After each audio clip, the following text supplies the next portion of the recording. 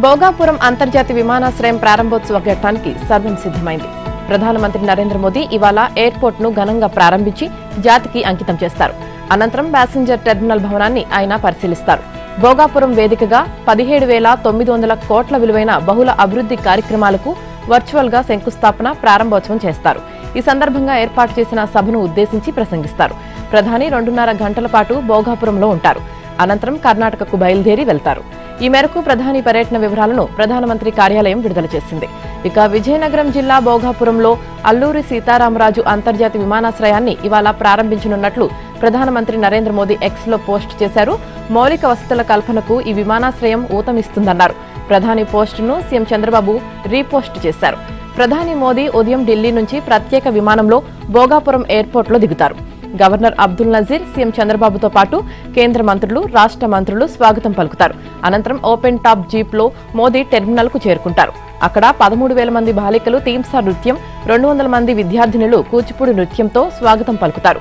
అక్కడి నుంచి open top jeep లో సభా వేదిక వద్దకు చేరుకుంటారు. ఆ తర్వాత అక్కడ ప్రారంభోత్సవ కార్యక్రమాలు, ప్రసంగాలు కొనసాగుతాయి. ఇక భోగాపురంలో అల్లూరి సీతారామరాజు అంతర్జాతీయ విమానాశ్రయాన్ని ప్రభుత్వ, ప్రైవేటు భాగస్వామ్యంతో 5,640 కోట్ల వ్యయంతో గ్రీన్ ఫీల్డ్ విమానాశ్రయంగా అభివృద్ధి చేశారు. ఏటా 60 లక్షల మంది ప్రయాణికులు రాకపోకలు సాగించేలా దీనిని నిర్మించారు. ఆధునికమైన, నిరంటాకమైన, సమర్థమైన ప్రయాణ అనుభవాన్ని అందించడం లక్ష్యంగా ప్రయాణికుల టెర్మినల్ భవనం రూపుదిద్దుకుంది. ఇక భోగాపురం పర్యటనలో భాగంగా విశాఖపట్నంలో 460 కోట్లకు పైగా పెట్టుబడితో అభివృద్ధి చేస్తున్న ఏఎస్ఐపి సెమీ కండక్టర్ ప్రాజెక్టుకు ప్రధాని మోదీ వర్చువల్ గా శంకుస్థాపన చేస్తారు. ఆ తర్వాత 3,550 కోట్ల వ్యయంతో నిర్మించే కర్నూలు పవన విద్యుత్ zone part A, part B transmission వ్యవస్థను ప్రధాని మోదీ ప్రారంభిస్తారు. అలాగే 820 కోట్ల రూపాయలకు పైగా వ్యయంతో నిర్మించిన అనంతపురం, కర్నూలు సౌర విద్యుత్ జోన్ల ట్రాన్స్మిషన్ పథకాన్ని కూడా ప్రారంభిస్తారు. ఆ తర్వాత 1,880 కోట్ల విలువైన జాతీయ రహదారి ప్రాజెక్టులకు మోదీ శంకుస్థాపన చేస్తారు.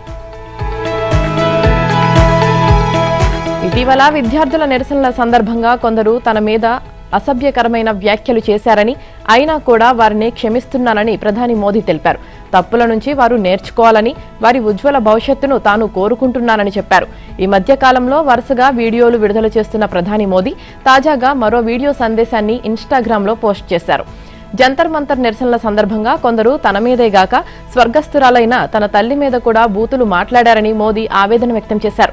అయితే చిన్నతనంలో తప్పులు జరుగుతుంటాయని, ఆ తప్పుల నుంచి నేర్చుకోవాల్సిన అవసరం కూడా ఉందని, బాల్యమంటే ఇదేనని వ్యాఖ్యానించారు. సమాజంలో ఉన్న ఆక్రోశాన్ని తాను అర్థం చేసుకోగలను అన్నారు. ఇది కల్చరల్ షాక్ వంటిది, కానీ వీళ్ళంతా మన పిల్లలు, వీళ్లను కోర్టుల చుట్టూ తిప్పించడం, శిక్షించడం వంటి వాటి వల్ల సమాజంలోని పరిస్థితులను మార్చలేం.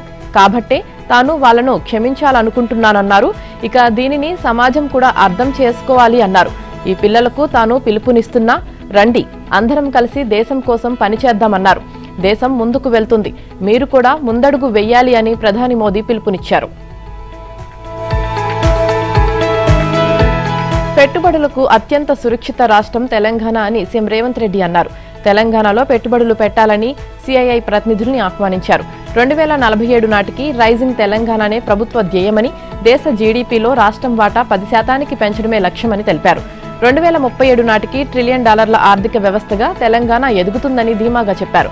పాలసీ పెరాలసిస్ తెలంగాణలో లేదన్న సీఎం, మంచి విధానాలైతే ఏ పార్టీదైనా కొనసాగిస్తామన్నారు.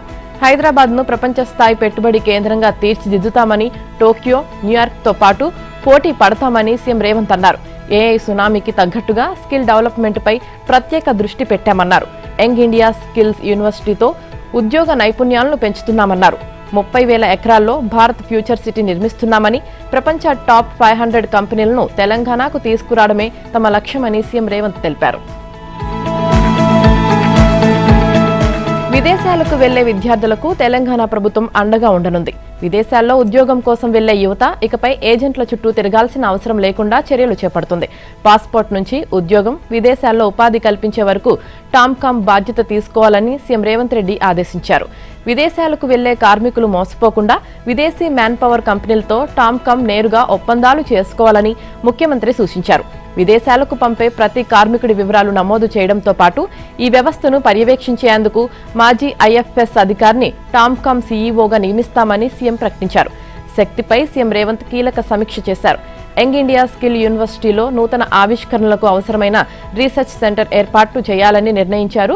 ఇక ప్రభుత్వ ఇంజనీరింగ్ కళాశాలలో చదివే విద్యార్థులకు కంపెనీల్లో ఇంటర్న్షిప్ అవకాశాలు కల్పించాలని, ఏటీసీల్లో ఈవీ సర్వీసులకు సంబంధించిన కోర్సులు, డ్రోన్ టెక్నాలజీ కోర్సులు ప్రవేశపెట్టాలని సీఎం ఆదేశించారు. తెలంగాణ రాజకీయాల్లో ప్రకంపనలు సృష్టిస్తున్న ఫార్ములా ఈ కార్ రేసింగ్ కేసులో ఏసీబీ కోర్టు విచారణ షురూ అయింది. A1 నిందితుడిగా ఉన్న కేటీఆర్తో పాటు మాజీ ఐఏఎస్ అరవింద్ కుమార్, బిఎల్ఎన్ రెడ్డి వ్యక్తిగతంగా కోర్టుకు హాజరయ్యారు. హెచ్ఎండిఏ నిధుల దుర్వినియోగం, క్విడ్ ప్రోక్వో ఆరోపణలపై 77 పేజీలతో ఏసీబీ దాఖలు చేసిన సంచలన ఛార్జ్షీట్ చర్చనీయాంశంగా మారాయి. ఇక ఫార్ములా ఈ రేస్ నిర్వహణ ప్రతిపాదన ప్రభుత్వ వర్గాల నుంచి రాలేదని, ప్రైవేటు వ్యక్తుల మధ్య జరిగిన చర్చలతోనే తెరలేచిందని ఏసీబీ కుండబద్దలు కొట్టింది. గ్రీన్ కో సునీల్తో భేటీ అనంతరం కేటీఆర్ ఏకపక్షంగా నిర్ణయం తీసుకున్నారని ఏసీబీ తేల్చింది. ఆర్థిక కేబినెట్ అప్రూవల్ లేకుండానే నిబంధనలు తొంగలో తొక్కి 54.88 కోట్లు ఎఫ్ఈఓ కంపెనీకి మళ్లించడంతో హెచ్ఎండిఏకు భారీ నష్టం వాటిల్లిందని ఛార్జ్షీట్లో స్పష్టంగా పేర్కొన్నారు. అయితే కేటీఆర్ తరపు న్యాయవాదులు మాత్రం ఇది రాజకీయ దురుద్దేశంతో పెట్టిన కేసు అని, ఇది నిలబడదని చెబుతున్నారు. ఇక సీజన్ 1 నష్టాల నుంచి బయటపడేందుకు 2023 సెప్టెంబర్లో కేటీఆర్, అరవింద్ కుమార్ హడావుడిగా నోట్ ఫైల్ సిద్ధం చేశారు. మున్సిపల్, ఆర్థిక, న్యాయశాఖలు చివరికి కేబినెట్ అనుమతులు కూడా తీసుకోకుండానే 160 కోట్లు విడుదల చేస్తూ పరిపాలనా అనుమతులు ఇచ్చారని ఏసీబీ తెలిపింది. సెక్రటేరియట్ బిజినెస్ రూల్స్ ను పూర్తిగా ఉల్లంఘించి నిబంధనలకు విరుద్ధంగా వ్యవహరించినట్లు ఏసీబీ దర్యాప్తులో బట్టబయలైంది. ఇక ఏసీబీ ఛార్జ్షీట్ ను పరిగణలోకి తీసుకున్న కోర్టు నిందితులకు సమన్లు జారీ చేయడంతో కేటీఆర్, అరవింద్ కుమార్, బిఎల్ఎన్ రెడ్డిలు విచారణకు హాజరయ్యారు. ప్రతి ఒక్కరూ ₹1,00,000 చొప్పున 2 షూరిటీలు సమర్పించాలని న్యాయస్థానం ఆదేశించింది. తదుపరి విచారణను ఆగస్టు 25కి వాయిదా వేసింది. ఏపీ రైతులకు కూటమి ప్రభుత్వం శుభవార్త చెప్పింది. ఖరీఫ్ పంటల బీమా నమోదు గడువు ఆగస్టు 15 వరకు పొడిగిస్తున్నట్లు మంత్రి అచ్చెన్నాయుడు ప్రకటించారు.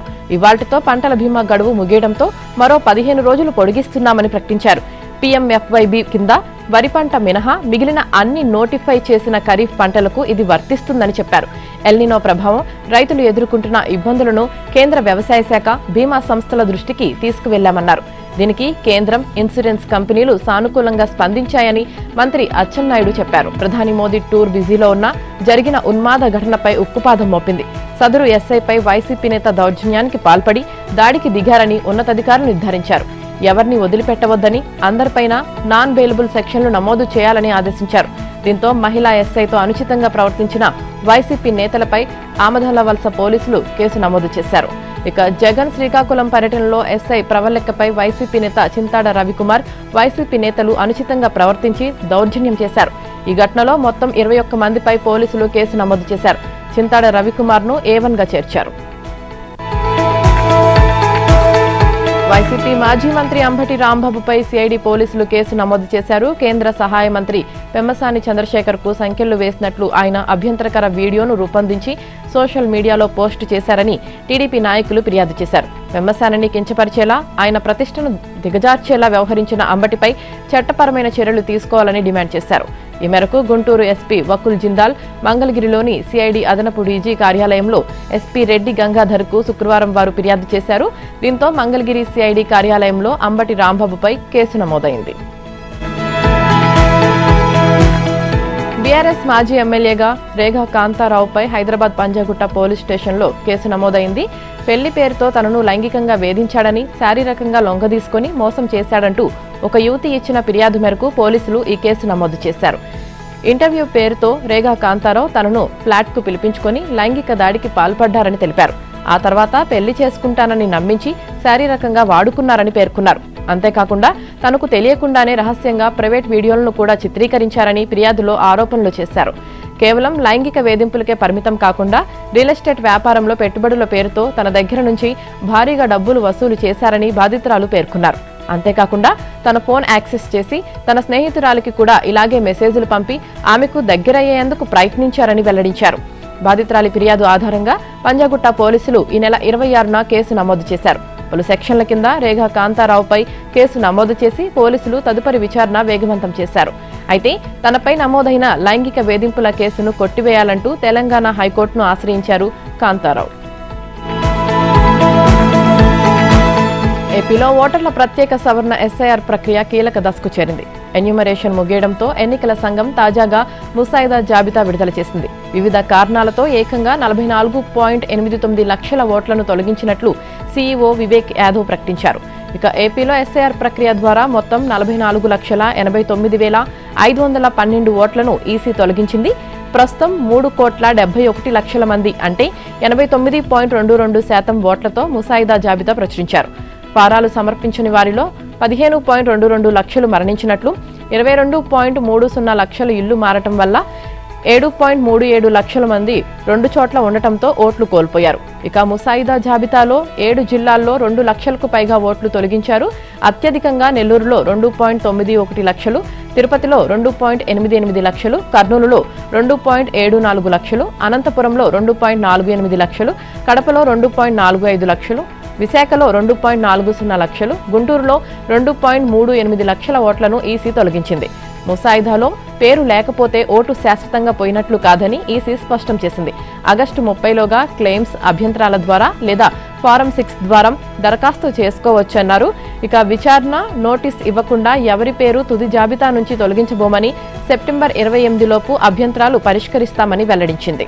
ఇక ఈ ఎస్ఐఆర్ ప్రక్రియలో 46,397 మంది బిఎల్ఓలు, 1.27 లక్షల మంది బిఎల్ఈలు పాల్గొన్నారు.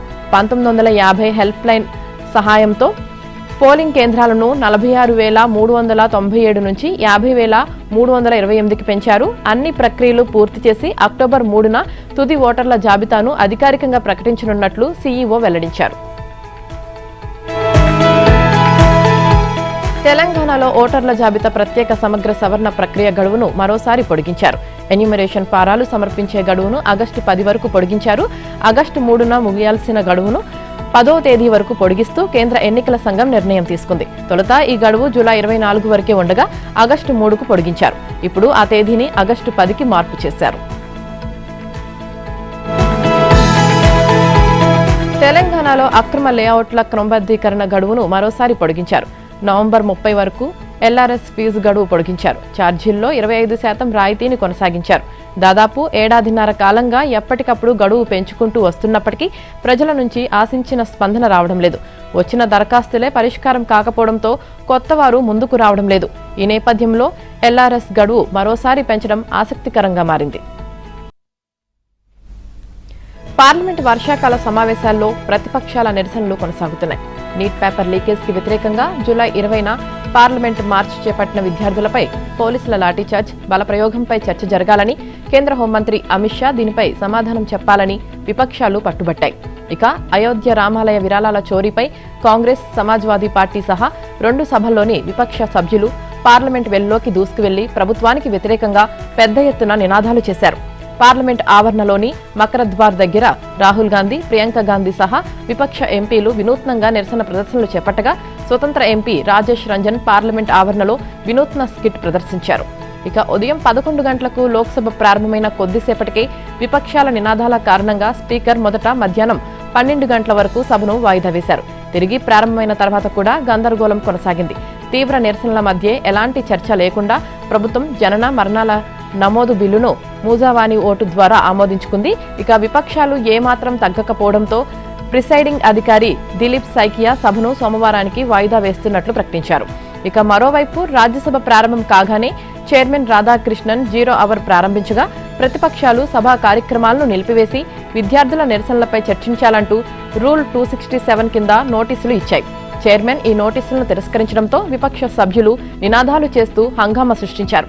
దీంతో చైర్మన్ రాజ్యసభను సోమవారం ఉదయం వరకు వాయిదా వేశారు. పశ్చిమాసియాలో యుద్ధంతో చమురు సంక్షోభం ఏర్పడ్డ నేపథ్యంలో దిగుమతులపై ఆధారపడటం తగ్గించి దేశీయ ఉత్పత్తిని పెంచేందుకు సముద్ర అంతర్భాగాల్లో చమురు, సహజ వాయువుల అన్వేషణపై కేంద్రం దృష్టి సారించింది. ఈ మేరకు 84,000 కోట్లతో చేపట్టనున్న సముద్ర మంథన్ పథకానికి కేంద్ర కేబినెట్ ఆమోదముద్ర వేసింది. దీంతో పాటు పలు కీలక పథకాలకు కేంద్ర కేబినెట్ అంగీకారం తెలిపింది.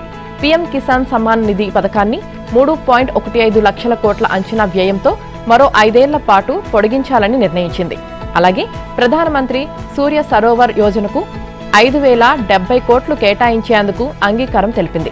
ఇందులో సముద్ర మంథన్ పథకానికి కేటాయించిన 84,000 కోట్లలో 43,200 కోట్లను వచ్చే 5 ఏళ్లలో డీప్ సీ డ్రిల్లింగ్ కు ఉపయోగించనున్నారు. ఇక అలాగే ఆఫ్షోర్ డేటా సేకరణకు 28,534 కోట్లు, గుర్తించిన చమురు, సహజవాయు నిల్వల నుంచి ఉత్పత్తి ప్రారంభించడానికి అవసరమైన మౌలిక సదుపాయాల నిమిత్తం 10,000 కోట్లు, ఆయిల్, గ్యాస్ తయారీ, సేవా జోన్ల అభివృద్ధికి 2,000 కోట్లు కేటాయిస్తారు. దేశీయంగా సముద్ర తీర ప్రాంతాల్లో చమురు నిల్వల అన్వేషణను ఈ పథకం వేగవంతం చేస్తుందని, పెట్టుబడులను ఆకర్షిస్తుందని ప్రభుత్వం ఒక ప్రకటన ద్వారా తెలిపింది.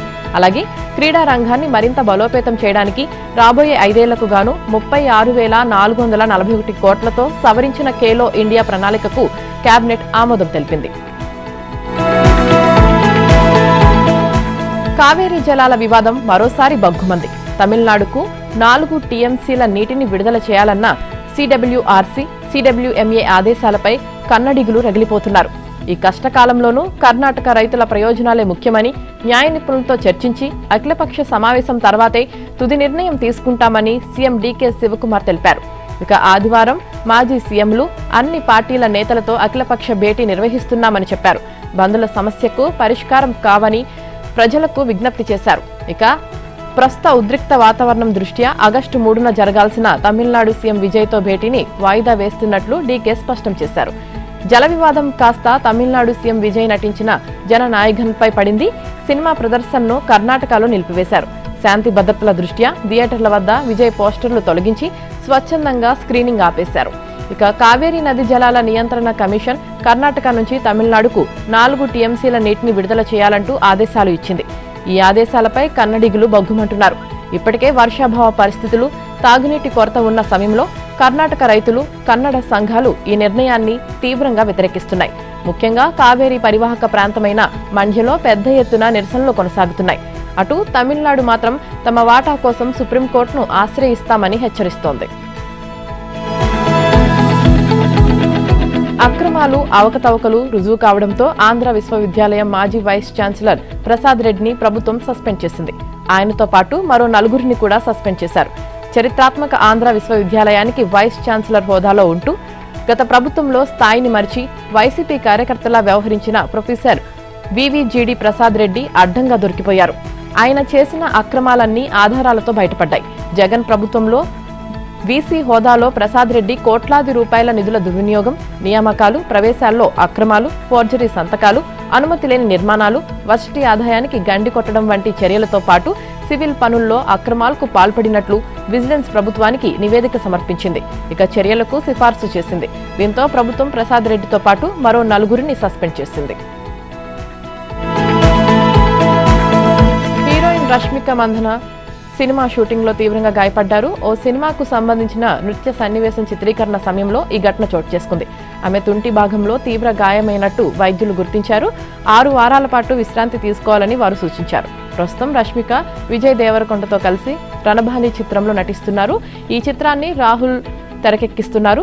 రవీంద్ర పుల్లే దర్శకత్వంలో రూపుదిద్దుకుంటున్న మైసాలోనూ నటిస్తున్నారు. ఇక ఈ చిత్రంలో రష్మిక గోండు తెగకు చెందిన మహిళగా కనిపించనున్నారు. ఇటీవలే ఈ సినిమాకు సంబంధించిన కీలక సన్నివేశాల చిత్రీకరణను పూర్తి చేశారు. ప్రముఖ వివాదాస్పద బంగ్లాదేశ్ ప్రవాస రచయిత్రి తస్లిమా నస్రిన్ దాదాపు 20 ఏళ్ల సుదీర్ఘ నిరీక్షణ తర్వాత మళ్లీ బెంగాల్ గడ్డపై అడుగుపెట్టారు. ఢిల్లీ నుంచి కోల్కతా ఎయిర్పోర్ట్ కు వచ్చిన ఆమెకు మద్దతుదారులు ఘనస్వాగతం పలికారు. ఈ క్రమంలో ఆమె భావోద్వేగానికి గురయ్యారు. తన స్వదేశానికి తిరిగి వచ్చినట్లు ఉందని చెప్పారు. ఆగస్టు 1న కోల్కతాలోని రవీంద్ర సదన్లో జరగనున్న ఛాందసవాద వ్యతిరేక సాహిత్య కార్యక్రమంలో ఆమె పాల్గొననున్నారు. ఇక బంగ్లాదేశ్లో ముస్లిం మహిళల అణిచివేత, మత ఛాందసవాదంపై తస్లిం నస్రిన్ రాసిన లజ్జా, ద్విఖండితో లాంటి పుస్తకాలు తీవ్ర వివాదాస్పదమయ్యాయి. ఇస్లామిక్ గ్రూపుల నుంచి హత్య బెదిరింపులు రావడంతో 1994లో ఆమె బంగ్లాదేశ్ వదిలి పారిపోయారు. ఆ తర్వాత భారత్ను తన ఆశ్రయంగా మార్చుకొని 2004 నుంచి కోల్కతాలో నివసించారు. అయితే ఆమె ఆత్మకథాత్మక నవల ద్విఖండితో ముస్లింల మత భావాలను దెబ్బతీసిందంటూ 2007లో కోల్కతాలో హింసాత్మక నిరసనలు జరిగాయి.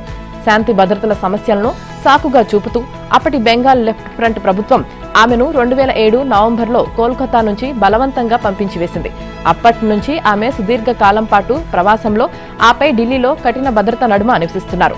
ఇక ప్రస్తుతం బెంగాల్లో బీజేపీ నేతృత్వంలోని ప్రభుత్వం అధికారంలోకి రావడంతో ముఖ్యమంత్రి సువేందు అధికారి సమక్షంలో తస్లీమాకు కోల్కతాకు తిరిగి వచ్చారు.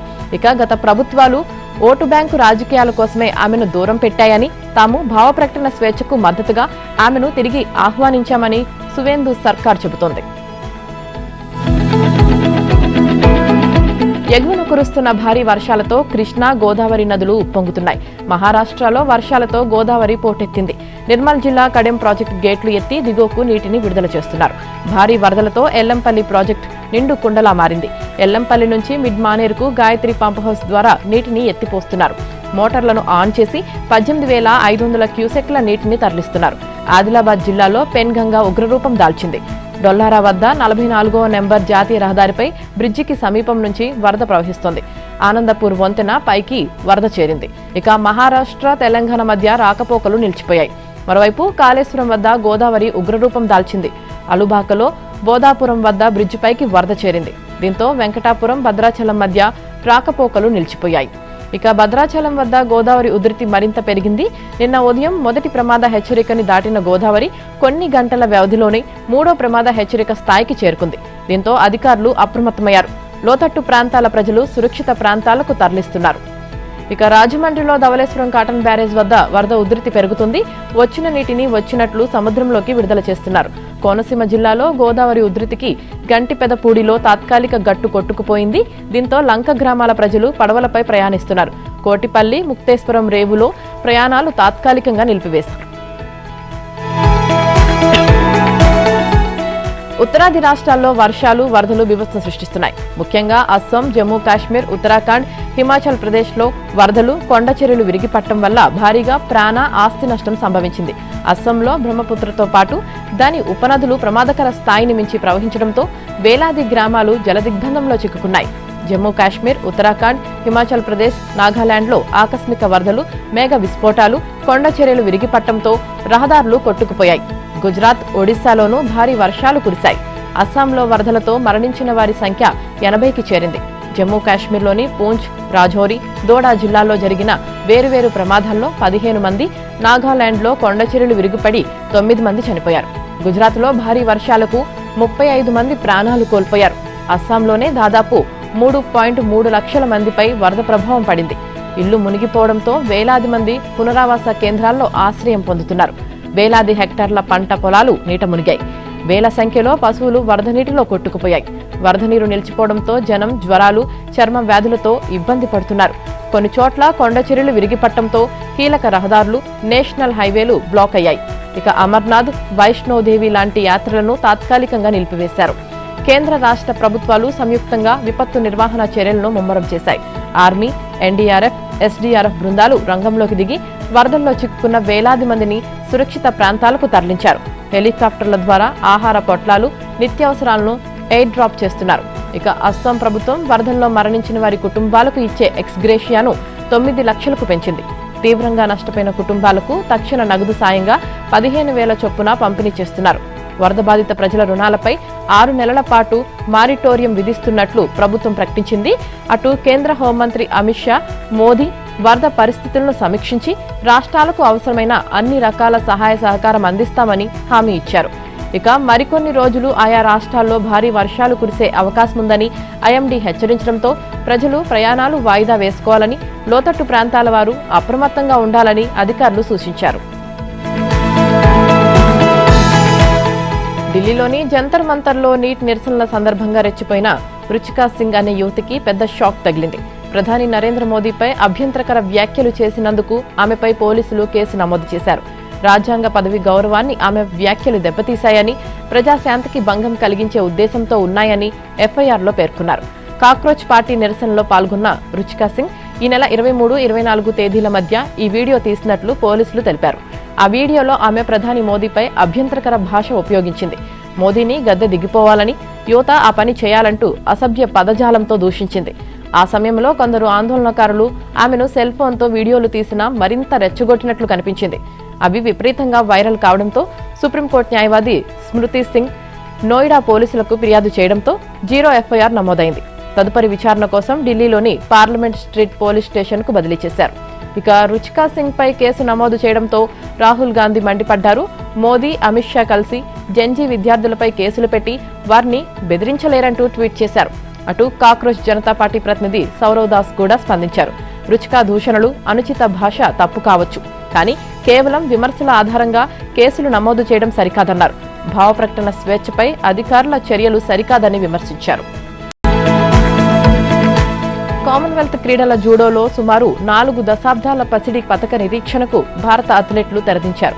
ఏకంగా డబుల్ ధమాకాతో చరిత్ర సృష్టించారు. 1990 ఆక్లాండ్ క్రీడల్లో జూడోను ప్రవేశపెట్టినప్పటి నుంచి భారత ఆటగాళ్లు పతకాలు సాధిస్తున్నా స్వర్ణం అందని ద్రాక్షగానే మిగిలింది. కానీ నిన్న అస్మితా డే, హర్ష్ సింగ్ చారిత్రక పసిడి పతకాలతో అదరగొట్టగా యామ్నీ మౌర్వా రజతం దక్కించుకుంది. ఇక బాక్సింగ్ లో 8 మంది ఫైనల్స్ చేరుకుని రజతాలను ఖరారు చేశారు. డిస్కస్ త్రోలో సీమ కాంస్యంతో మెరిసింది. ఇక హోరాహోరీగా సాగిన తుది పోరులో వెనకబడిన అద్భుతంగా పుంజుకున్న అస్మిత గోల్డెన్ పాయింట్ తో బంగారు పతకాన్ని ముద్దాడింది. ఉత్కంఠగా జరిగిన ఫైనల్ బౌట్ లో అస్మిత 2-1 యూకోలతో హెడిక్ వాచ్ పై గెలిచింది. ఇక జూడోలో స్వర్ణం సాధించిన తొలి పురుష అథ్లెట్ గా హర్ష్ సింగ్ రికార్డులకెక్కాడు. 60 కిలోల ఫైనల్లో ఢిల్లీకి చెందిన హర్ష 10-0తో జోషువా కడ్జ్ ను కంగు తినిపించాడు. ఇక మహిళల 57 కిలోల స్వర్ణ పోరులో మధ్యప్రదేశ్ కు చెందిన యామిని రజతంతో సరిపెట్టుకుంది.